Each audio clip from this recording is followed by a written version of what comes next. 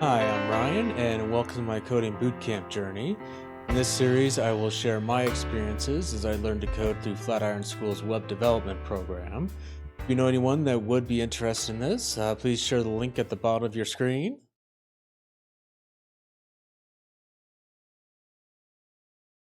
Okay, so what is new this week? I'm a bit delayed in releasing this. There was a delay in getting my Rails project turned in or finished and turned in. My I released my walkthrough. It's a project podcast interview manager. I will link to that in the show notes. And reason behind the delay, I had some difficulties getting pretty important prescriptions refilled, but everything's fine. There weren't like many medical emergencies or anything. But I mean, it did kind of hijack my schedule to kind of get everything taken care of. And then now, and so now I'm starting the next module, which is JavaScript. So yeah.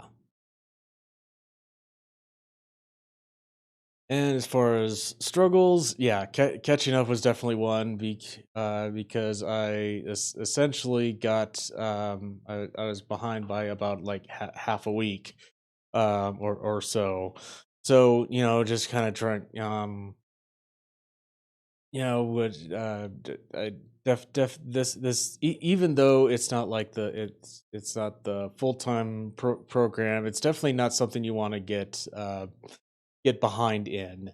And so it was a bit it was difficult trying to kind of get through everything to where I'm back on pace. And one and so I'm not behind by too much at this point. Yeah.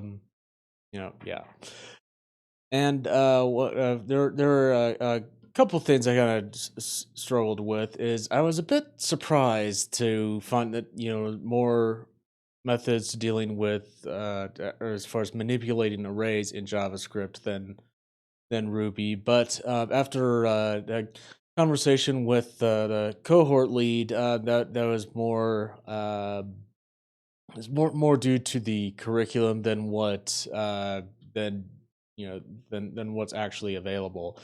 It just surprised me because Ruby's a back end language, JavaScript's a front end. You'd think that a back end language would have more methods in dealing with data structures, but that's not the case. It's just they were it's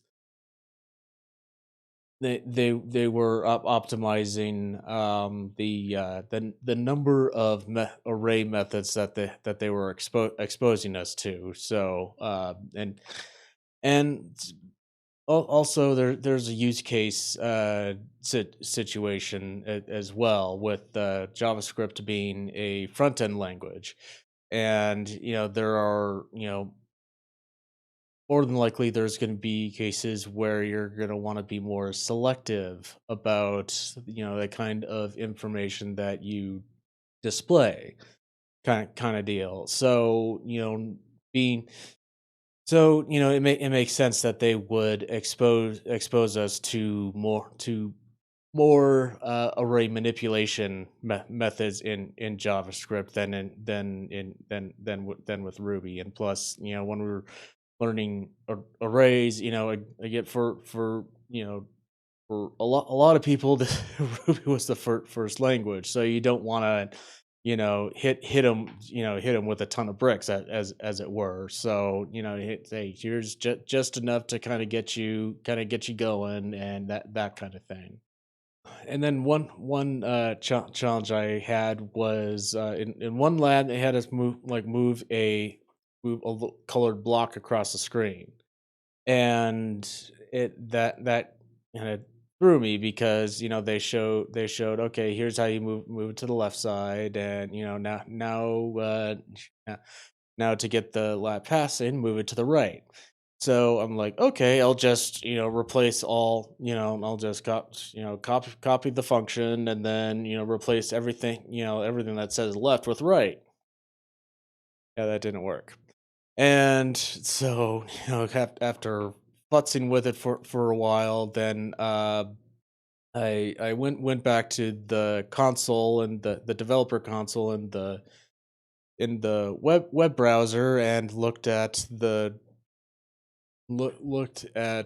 style positioning property, and the only two that actually had a pixel attribute connected to it was left and bottom.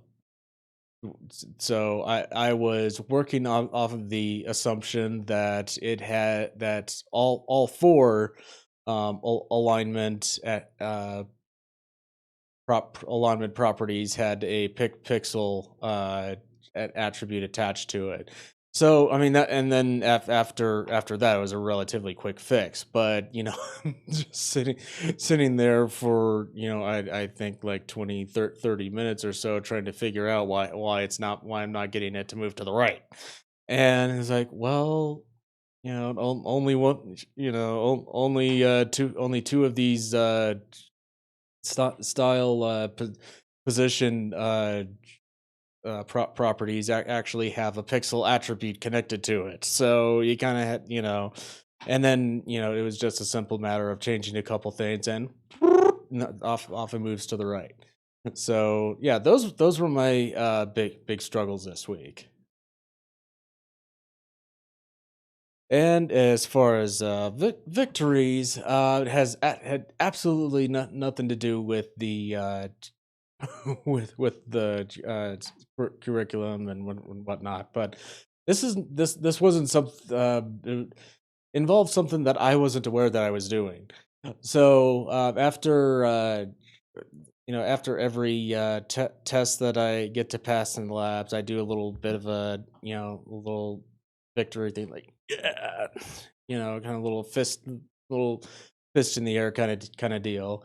And someone at the co-working space that I work at pointed this out, that after I get all of the tests to pass and I hit have submit the lab, my hand just rockets up off the enter button, like yeah, take that. Kind of thing. I didn't realize that I was doing it. So for all I know, I've been doing that the entire time. But I just liked his little reactions, like, dude, that's awesome. He just rocks. It's like, yeah, take that kind of thing. Uh, so yeah, it's just you gotta give yourself little victories like that to kind of move to kind of help you move through. So yeah, that was my big victory this week.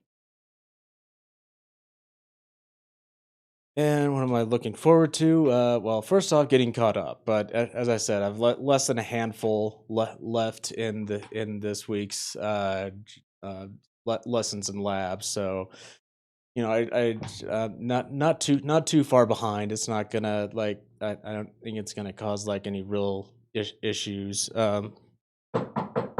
you know, knock on wood.